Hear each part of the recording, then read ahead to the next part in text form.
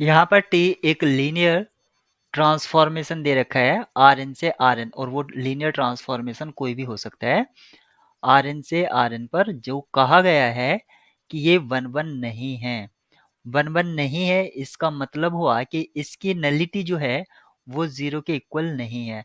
अगर इसकी nullity zero के इक्वल होती तो ये वन वन होता। और हम जानते हैं rank plus nullity equals equals होती है dimension of domain vector space के, यानी कि n के इक्वल होगा।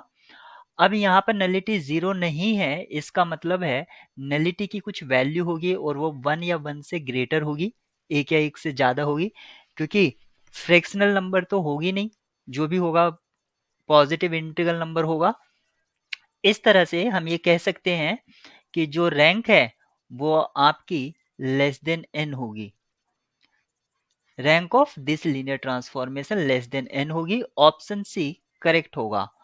अब rank greater than zero, option A true क्यों नहीं है?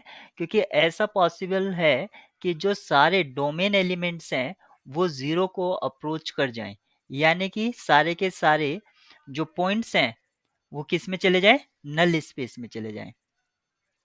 उस केस में आपकी रैंक ग्रेटर देन जीरो नहीं होगी, एग्जैक्टली जीरो हो जाएगी, इसलिए ऑप्शन ए आपका रॉन्ग हो जाएगा। रैंक इक्वल टू एन तो कभी होना ही नहीं है, और एन माइनस वन ये भी पॉसिबल नहीं है, क्योंकि अगर नलिटी टू हो जाती है उस केस में रैंक एन माइनस वन नहीं होगी। Only option C is correct.